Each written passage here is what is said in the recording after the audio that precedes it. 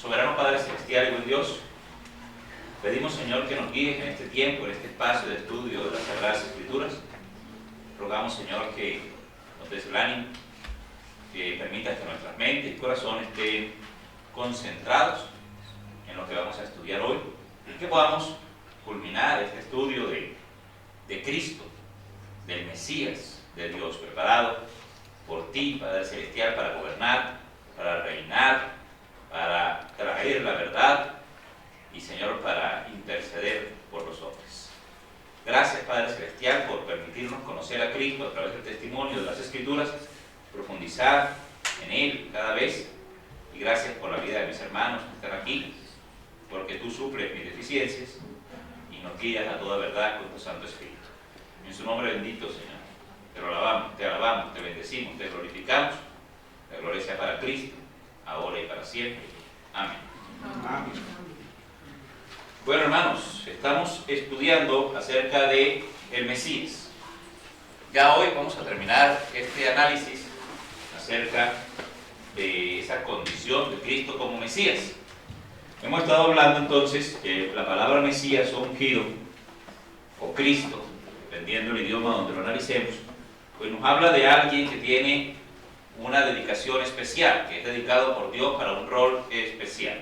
Hablamos de que históricamente habían tres tipos de ungidos: los sacerdotes, los reyes y los profetas.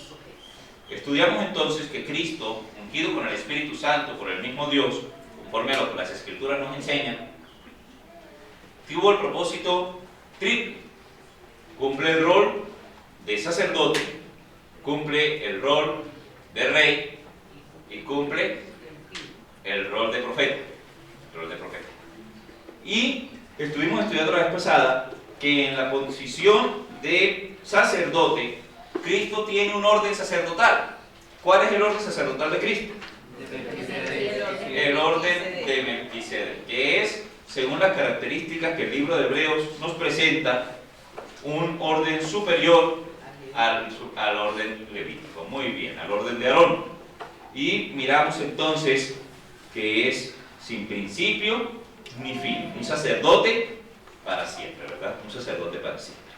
Hoy vamos a terminar de estudiar esa superioridad de Cristo como sacerdote, mirando que no solamente es un orden sacerdotal superior, sino que también es un sacerdote con un sacrificio superior.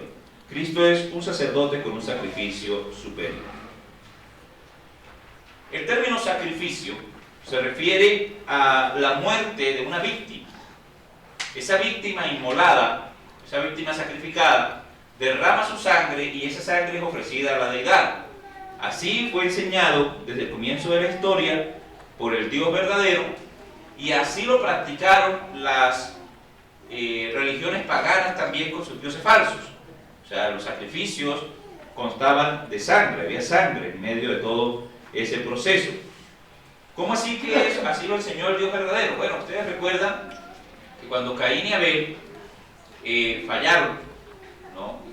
La orden era: el día que comieres, ciertamente morirás. Sin embargo, cuando leemos la historia, si bien hay muerte espiritual, y en ese sentido se cumple estrictamente la palabra de Dios, no hubo muerte física de Adán y Eva, sino que ellos fueron sacados del huerto. Pero antes de ser sacados del huerto, sus pecados fueron cubiertos, su vergüenza de la desnudez fue cubierta. La Biblia dice: Dios los cubrió de pieles. Y para cubrir a alguien de piel hay que matar al dueño de la piel. O sea, hubo un sacrificio. Hubo un sacrificio de por medio. Y ahí se le enseña el sacrificio. Posteriormente, la historia nos presenta a los hijos de Adán y Eva, que se llamaban Caín y Abel. Y la Biblia nos dice que aconteció con el tiempo, en Génesis capítulo 4, versículos 3 al 5, que andando el tiempo, Caín trajo del fruto de la tierra una ofrenda a Jehová. Una ofrenda a Jehová, del fruto de la tierra. Auyamas, plátanos, sandías. Bueno, del fruto de la tierra, él seleccionó lo mejor y se lo ofreció a Jehová. Y Abel, su hermano, trajo también de los primogénitos de sus ovejas, de lo más gordo de ellas, una ofrenda a Jehová. El texto continúa diciendo en Génesis: miró Jehová con agrado a Abel y a su ofrenda, pero no miró con agrado a Caín y a la ofrenda suya. Y se ensañó Caín en gran manera y decayó su semblante. Así que hubo algo que no le gustó a Dios de la ofrenda de Caín, pero que la ofrenda de Abel sí contenía, sí tenía, y agradó a Dios. Entonces Dios enseñó a los antiguos que para los asuntos espirituales era necesario que esos sacrificios tuviesen sangre. Escuche, eso era lo que Dios enseñó a los antiguos, que los sacrificios que se le ofrecían a Dios en el Antiguo Testamento debían tener sangre. Génesis 9, 3 y 4, busquemos allí en la Biblia.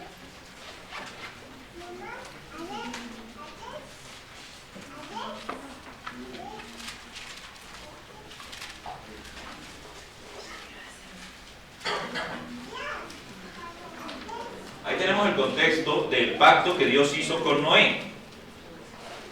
Leemos Génesis 9, versículos 3 y 4 a la cuenta de 3. 1, 2, 3. Todo lo que se mueve y vive será para mantenimiento, así como las legumbres y plantas verdes, os he dado todo, pero carne consumida, que esta sangre no comeréis. Muy bien, entonces ahí está el asunto de que no era para consumo la sangre. ¿Por qué? Porque allí estaba la vida. Así que era necesario entregar la vida. Ahora, a medida que la revelación de Dios va avanzando, porque la revelación bíblica es progresiva, en un proceso pedagógico, Dios va enseñando poquito a poco las cosas a los hombres. Livia preguntaba de la educación de Joel y mirábamos el pensum educativo, ¿no? Y uno ya pasó por ahí y no se da cuenta que todos los años veía los mismos temas. Todos los años veía los mismos temas, solamente que cada año se profundiza un poquito más, pero es el mismo tema que se vio allá atrás. Ya entonces el ser vivo, vamos a ver más adentro del ser vivo, y así cada año va profundizando más. Y es un sistema pedagógico. Al final, usted lo ha repetido tantas veces que alguna cosita tiene en la cabeza de ese tema. Así funciona la pedagogía. Dios hace igual. Allá a Noé le revela diciendo: puedes comer de cualquier cosa, pero no comas el animal con su sangre, porque la sangre es la vida. Levítico 17:11, ya vamos a una revelación más adelante, más progresiva, acerca del valor de la sangre. Gracias.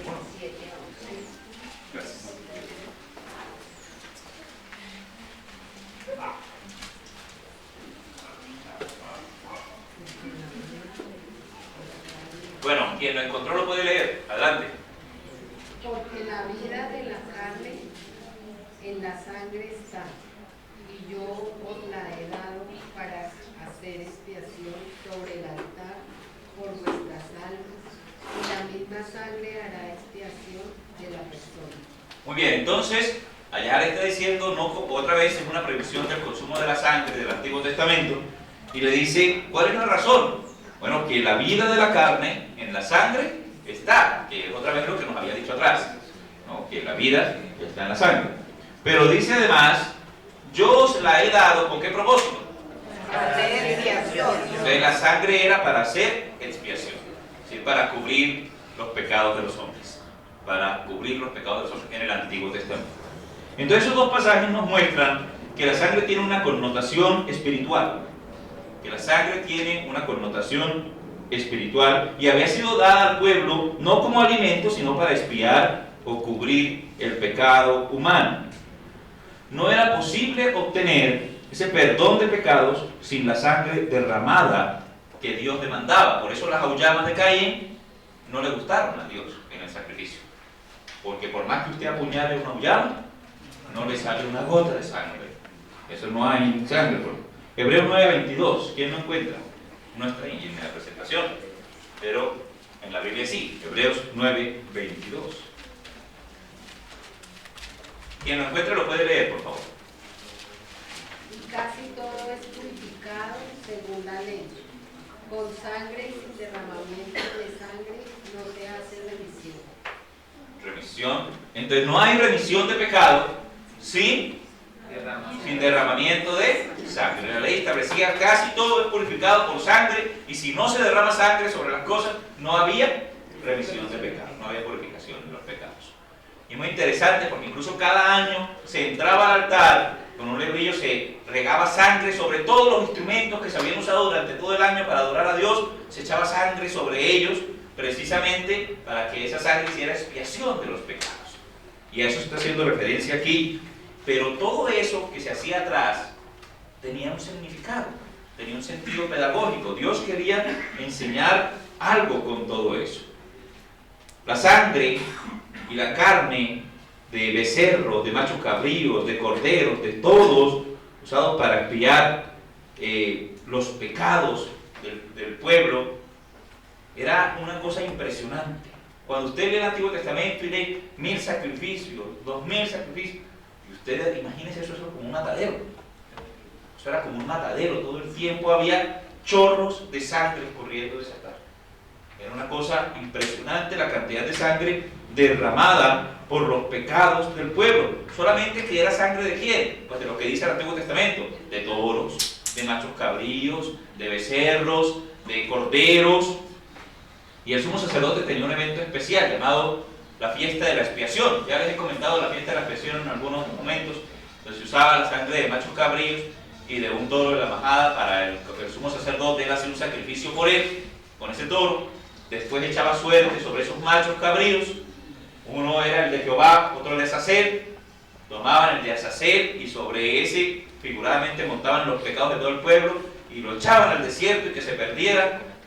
El de Jehová, la suerte no era mucho mejor, el animalito moría y con la sangre el sumo sacerdote entraba hasta el propiciatorio, o sea, la tapa del arca del pacto entre Dios y los hombres, y ahí derramaba sangre de ese animal. Luego salía y sobre todas las cosas del altar derramaba sangre para purificarlo de los pecados que el pueblo había cometido y ni cuenta se había dado que había cometido.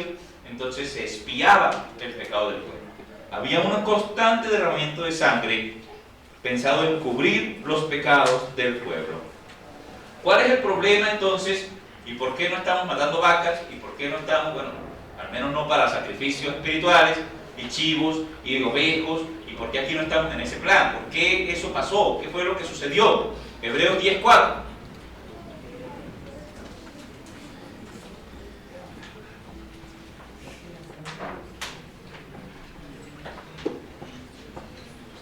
Bien, John lo buscó rapidito y lo va a leer. John, léame ese versículo bien duro. Porque la sangre de los toros y de los machos cabríos no puede quitar los pecados. Pero ¿cuál es el problema de toda esa sangre derramada allá en el antiguo? Y que eran ríos de sangre, como hablamos. ¿Cuál era el problema? Que no tenía la capacidad de sangre de ¿qué? De quitar el pecado. Exacto. Y por eso usamos la palabra cubrir. Están cubriendo los pecados, postergando la ira de Dios sobre el pueblo por los pecados. Pero no había un sacrificio perfecto que pudiera de una vez por todas quitar. Y por eso había que volver a cubrir, y volver a cubrir, y volver a cubrir. Y todos los años había que hacer los mismos sacrificios, y todos los días los mismos sacrificios, y todas las semanas los mismos sacrificios, porque no había un sacrificio perfecto que en lugar de cubrir el pecado lo quitara del medio. Esa es la situación. Por eso los sacrificios tenían que repetirse año tras año, porque eran ineficaces para quitar el pecado. Era necesario el derramamiento de una sangre superior, que no solo cubriera el pecado, sino que quitara el pecado. Ahí aparece la famosa frase de Juan 1:29. ¿Quién se la sabe o quién la tiene? Así dice, ¿no? Juan vio al siguiente día a Jesús que venía caminando por ahí. Venía a él y dijo: he aquí el Cordero de Dios que quita el pecado del mundo. Usa un verbo muy diferente. No es que cubre el pecado del mundo, sino que quita el pecado del mundo, del medio. Ya no hay un pecado de por medio.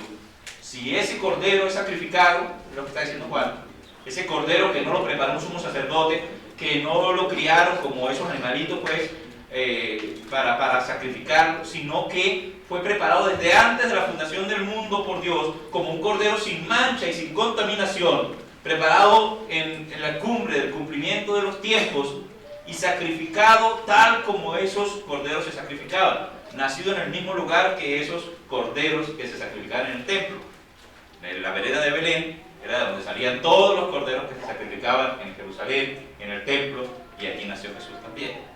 Y es curiosamente ese cordero de Dios, ya no era un cordero de cualquier, era el cordero de Dios, que él había preparado ya no para cubrir, sino para quitar los pecados del mundo. Y entonces ahí vemos un sacrificio de una sangre superior, ¿verdad? Una sangre superior. Vamos a ir a Hebreos capítulo 9. Hebreos capítulo 9, versículos 24 al 26. Este texto de Hebreos capítulo 9, 24 al 26, vamos a leerlo y a ir prestando atención a lo que dice, que me van a ayudar a encontrar las características de esto. Hebreos 9, 24 al 26. 24, 25 y 26. ¿Listo? Comenzamos por acá. 1, 2, 3.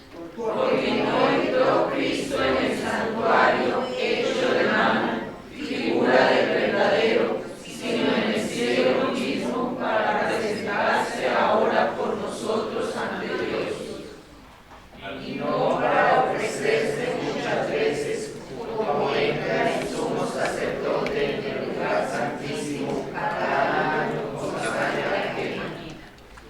De otra manera hubiera sido necesario padecer muchas veces desde el principio del mundo, pero ahora en la consumación de los siglos se presentó una vez para siempre por el sacrificio de sí mismo para quitar del medio el pecado. Muy bien, entonces los tres grupos de ideas que hay ahí, o las tres frases que están ahí enlazadas, pero separadas por las maneras gramaticales, nos dan ideas de tres aspectos que hacen superior el sacrificio de Cristo ante los sacrificios del Antiguo Testamento. El primero lo encontramos allí en la primera parte. No entró Cristo en el santuario hecho de mano, figura del verdadero, sino en el cielo mismo, para presentarse ahora por nosotros ante Dios. ¿Qué es lo que dice ahí? ¿Por qué es superior el sacrificio de Cristo que el de los del Antiguo Testamento? Porque él entró al cielo. Eso, por el lugar, porque él entró fue al cielo. Porque el lugar santísimo al que Cristo entró fue el cielo mismo.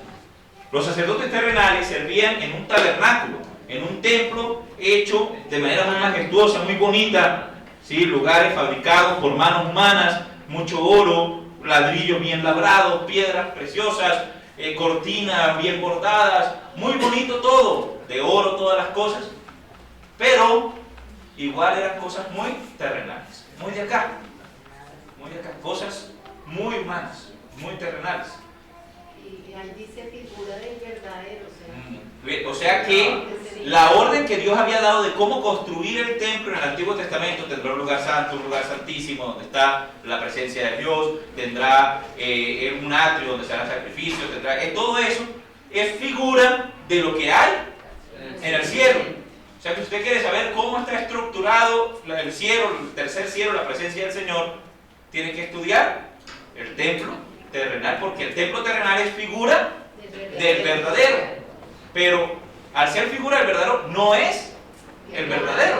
No es el verdadero. Hay algo superior al templo que habían hecho los judíos. Hay algo superior a los templos terrenales, al que construyó Salomón, al que construyó Herodes el Grande para reponer eso. Había un templo superior. Y ese templo superior no está aquí, está en el cielo. Y en lugar de un arca con una tapa de oro que representa allí, pues, donde está la presencia del Señor, está el verdadero trono con el verdadero Dios sentado en ese trono. Y recuerden ustedes una cosa muy interesante que sucedió cuando Cristo derramó su sangre en la cruz. La Biblia dice que el velo del templo que separaba el lugar santo del lugar santísimo se rasgó, se abrió. Estaba diciendo, ya no hay ningún impedimento para que los hombres entren a la presencia de Dios. Lo que impedía que Dios, que la gracia de Dios estuviera sobre los hombres, que el favor de Dios estuviera sobre los hombres, que era el pecado, había sido no cubierto, sino quitado. Y los hombres podían acceder a la presencia de Dios. un lugar santísimo, en medio de querubines, la santidad de Dios, allí en el templo terrenal, en la etapa del propiciatorio. Pero ahora Cristo se había sentado, no en un lugar figura de lo celestial, sino en el cielo mismo, donde está el verdadero lugar santísimo, porque realmente está Dios sentado en su trono. Romanos 8:34.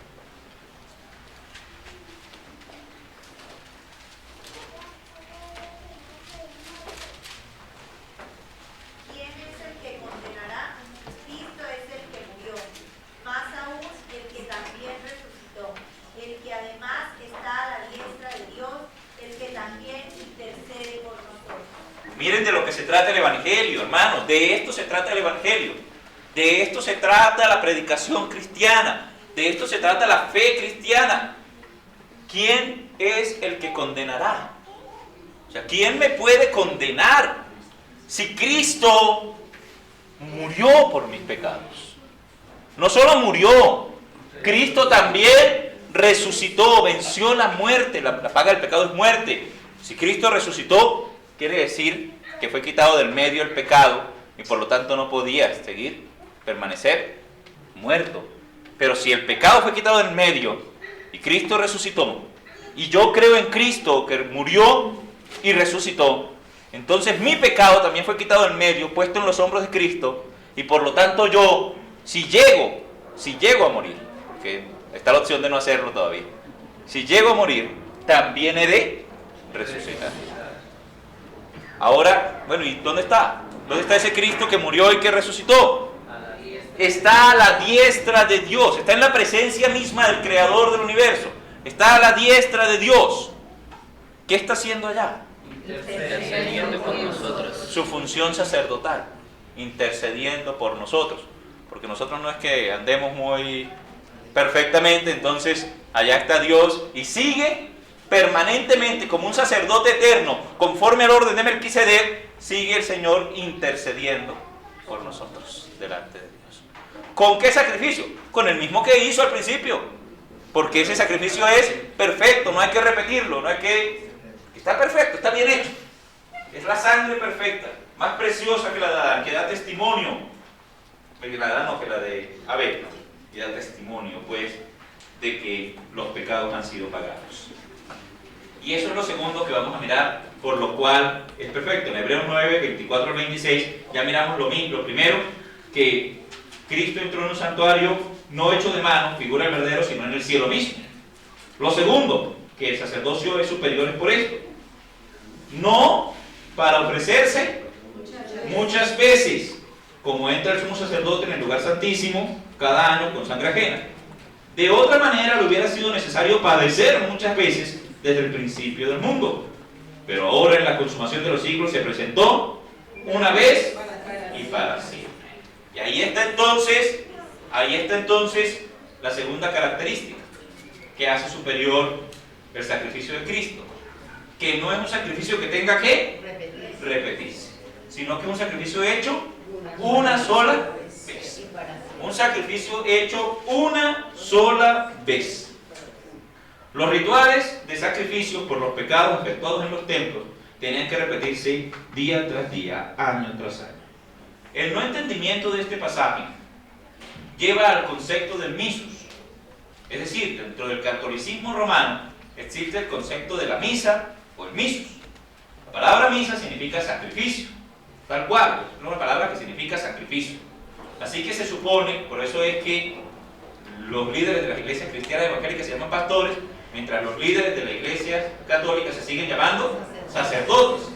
La razón es que cada vez que ellos efectúan el missus, ellos supuestamente están haciendo un sacrificio. ¿A quién están matando? Otra vez, a Cristo. Ellos están matando a Cristo otra vez. ¿Sí? Por eso está la idea de la transustanciación.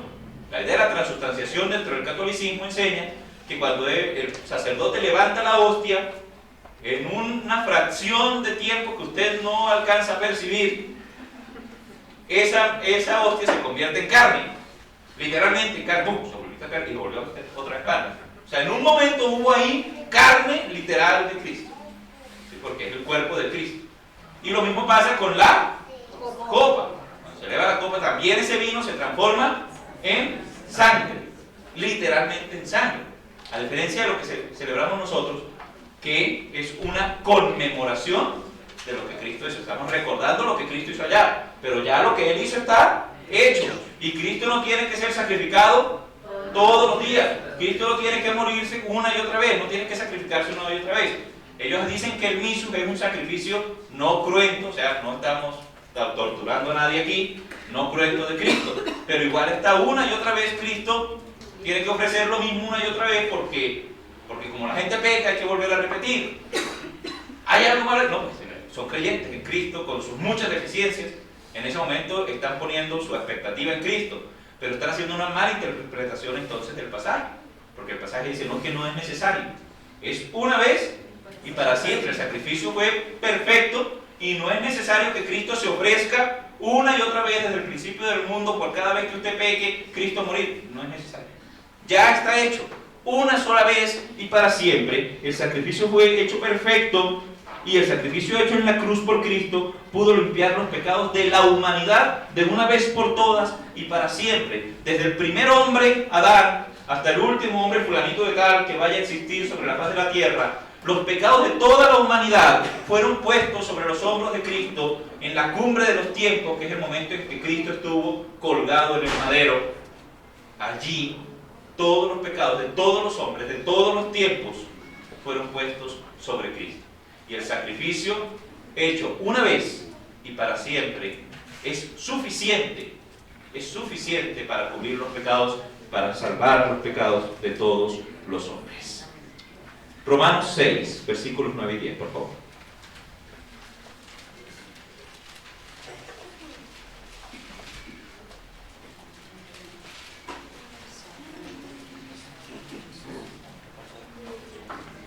Romanos capítulo 6, versículos 9 y 10. ¿Están ahí? Leemos juntos. 1, 2, 3. Sabiendo que Cristo, habiendo resucitado de los muertos, ya no muere, la muerte no se enseñorea más de él, porque cuando murió al pecado, murió una vez por todas, mas en cuanto vive, para Dios vive. Aquí nos está diciendo, miren, ya Cristo murió por los pecados de los hombres. Era la única razón por la que tenía que morir. ¿Por qué? Porque el pecado propio no tenía. Así que murió por los pecados de los hombres, para ofrecer un sacrificio perfecto, conforme a ese cordero antiguo testamentario, que no tenía la culpa de que el pecador hubiese pecado, pero lo llevaban a morir. Así se presentó Cristo, por los pecados de los hombres. Pero ya Cristo, habiendo resucitado de la muerte, de entre los muertos, dice, ya no muere. Cuando Cristo vuelva, no vuelve a morir, no vuelve a morir. La muerte no vuelve a ser Señor de Cristo, no vuelve a tener a Cristo, por el cuanto murió, al pecado murió una vez por todas. Dice. Cuando murió fue una vez por todas. Ya no más, no se repite el evento. Ahora, en cuanto vive, para Dios vive. ¿Vive Cristo? Amén. Y vive eternamente con nosotros. Ahí está entonces explicado claramente que el sacrificio fue hecho una sola vez y para siempre. ¿Por qué no se tiene que repetir? Porque fue suficiente uno. Y cuando una cosa queda bien hecha, no hay que repetir. Ya está. Ya está. Y esa es la segunda razón. Volvemos a Hebreos 9 a mirar la última razón por la cual el sacrificio de Cristo es superior. Al final dice, en la consumación de los siglos, estamos en Hebreos 9, versículo 26, se presentó una vez para siempre por el sacrificio de sí mismo. Y ahí tenemos la tercera razón por la cual el sacrificio es superior. Porque es un sacrificio hecho por una sangre superior que es su propia sangre. Esa es la tercera razón por la que el sacrificio de Cristo, de este sacerdote, es superior. La sangre de Cristo es preciosa por cuanto Él es el Cordero de Dios preparado desde antes de la fundación del mundo para quitar los pecados. Primera de Pedro, capítulo 1, versos 18 al 20. Primera de Pedro, capítulo 1, versos 18 al 20. Miremos qué dice las palabras acerca de la naturaleza de la sangre de Cristo. asunto importante en la doctrina, entender el concepto de la sangre de Cristo, no como un asunto místico, que es la manera en que se interpreta hoy en día la sangre de Cristo. No es un asunto místico, no es que va a salir el niño a la calle, venga y lo cubro con la sangre de Cristo para que no le pase nada. ¿Qué es? Agüeros evangélicos. Son agüeros. ¿Sí? Tan malos que son los agoreros, la misma Biblia lo prohíbe. Usted no tiene una sábila colgando ni unos limones para quitar las malas energías de su casa, pero sí cuando va a salir el muchacho, vamos a cubrirlo con la sangre de Cristo. ¿Qué? La Biblia no dice que la sangre de Cristo es así, que así se usa. La sangre de Cristo fue derramada en la cruz por los pecados de toda la humanidad, para que todo el que cree en Cristo, por esa sangre derramada en la cruz, tenga limpieza de sus pecados una vez y para siempre y pueda entrar a la presencia de Dios. Si usted sale y lo atropella un carro, pues ya es otro cuento, pero eso no tiene que ver con la sangre de Cristo, bíblicamente hablando. Ten mucho cuidado con esos mitos evangélicos. Así no es. Y la Biblia es la que aclara para ir purificando de misticismos la fe cristiana. Entonces entramos aquí a mirar 1 Pedro capítulo 1, 18 al 20 y lo vamos a leer juntos. A la cuenta de 3. 1, 2, 3. Sabiendo que fuiste rescatado de vuestra vana manera de vivir, la cual recibisteis de vuestros padres, no con cosas corruptibles como oro o plata, sino con la sangre preciosa de Cristo, como de un cordero sin mancha y sin contaminación, ya destinado desde antes de la fundación del mundo, pero manifestado en los postreros tiempos por amor de vosotros. Muy bien. Entonces aquí en ese contexto no está diciendo, oiga, entienda, comprenda que el precio que se pagó por usted es mucho más alto y de mucho más valor que las cosas corruptibles. ¿Y qué cosas corruptibles menciona? El oro y la plata. ¿Cuánto dura el oro y la plata? Y sin embargo son cosas inferiores, corruptibles, inferiores a la sangre de Cristo. La permanencia del poder purificador, digamos así, de la sangre de Cristo es mayor que la duración del oro y de la plata. Es eterno. No son cosas corruptibles. Y es muy interesante porque hay cosas corruptibles como, no sé, la fruta. Pues no sé, sí, muy corruptible, ¿verdad? Usted la deja ahí, en 3 días la va a ver y ya no le provoca comérsela. Ya está arrugadita, por lo menos. Si le fue bien a esa fruta y si hay humedad está peor todavía. Entonces, pero lo está diciendo, corruptibles como el oro y la plata. En otras palabras, la sangre de Cristo es incorruptible. Esa es la verdad. La sangre de Cristo es incorruptible. No va a haber un tiempo en que esa sangre de Cristo, no, que como usted mira, por ejemplo, la sangre de la gente que se derrama en la calle y usted la pasa a las 3 horas, ya esa sangre no está roja, ¿verdad? Está de color vino tinto, ¿verdad? Como morado, ya después es una mancha negra y ya después se acabó y ya no hay sangre ahí. No, la sangre de Cristo es, al contrario del oro y la plata, la sangre de Cristo es incorruptible. Está igual de fresca que como se derramó para usted. O sea, igual de vigente como la sangre que limpió a la primera persona que creyó en Cristo sobre la faz de la tierra, así de vigente, de fresca y de permanente y de poderosa es para la última persona que sea salva. Gracias, hermano.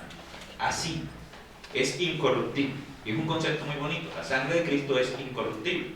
Porque nos está diciendo, fuimos rescatados de nuestra vana manera de vivir, del pecado, de la vida sin Cristo, una vida, un estilo de vida y una manera de pensar que recibimos de nuestros padres. Hay cosas de herencia que vale la pena conservar, ¿sabes? Hay cosas de la herencia de la vida de uno que vale la pena conservar. Uno dice, sí, vale la pena esta herencia que me dejaron mis papás de ser generoso, vamos a conservarla hasta el final.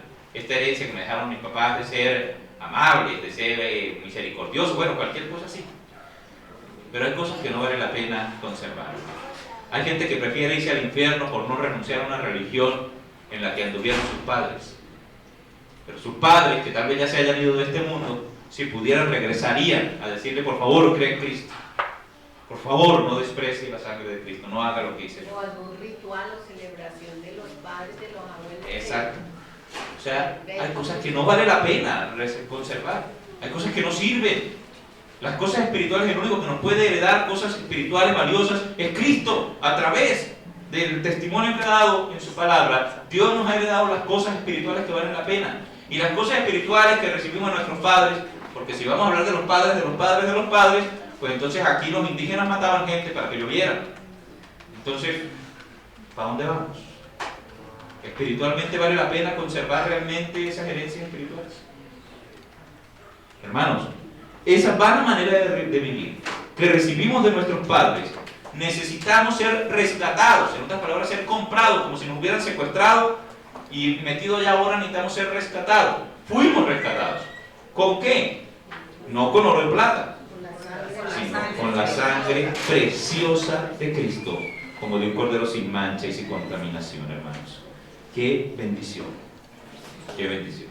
Entonces el sacrificio de Cristo fue hecho en un santuario superior y con una sangre superior, y por eso se obtuvo un efecto superior. O sea, no hay que repetir, tiene un efecto superior. El de quitar para siempre del medio el pecado y de santificar a los hombres que creen en Cristo.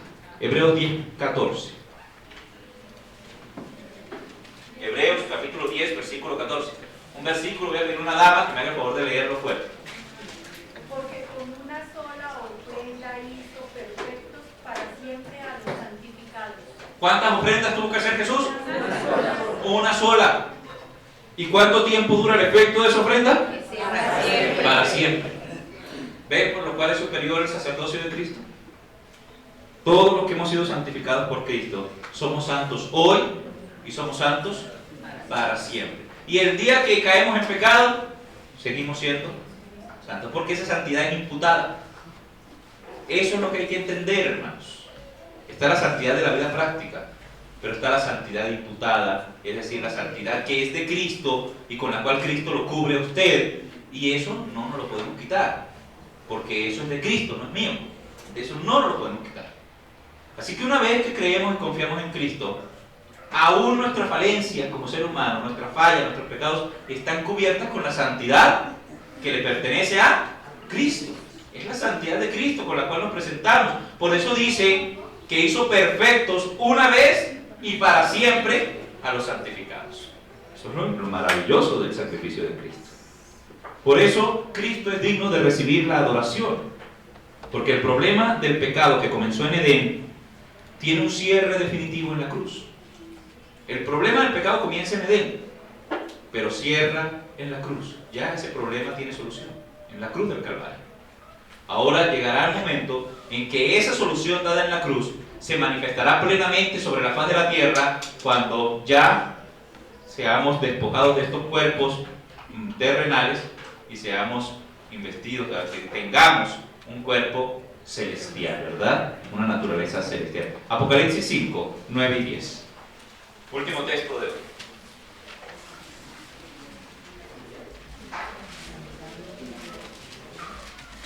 Apocalipsis 5, versículos 9 y 10. Tenemos la adoración allí, ¿no?, de los que cantaban al Cordero inmolado. Es muy interesante, porque cuando usted ya estudia esto y lee Apocalipsis y lee, bueno, apareció un Cordero como inmolado allí delante del trono y iba a abrir los sellos y tal, y usted dice, ¿quién es ese Cordero? Ya sabe, ¿quién más puede ser ese Cordero inmolado sino Jesús, nuestro Señor? Pero dice el Apocalipsis 5 así: y cantaban un nuevo cántico diciendo, juntos: digno eres de tomar el libro y de abrir sus sellos, porque tú fuiste inmolado y con tu sangre nos has redimido para Dios de todo linaje y lengua y pueblo y nación, y nos has hecho para nuestro Dios reyes y sacerdotes, y reinaremos sobre la tierra.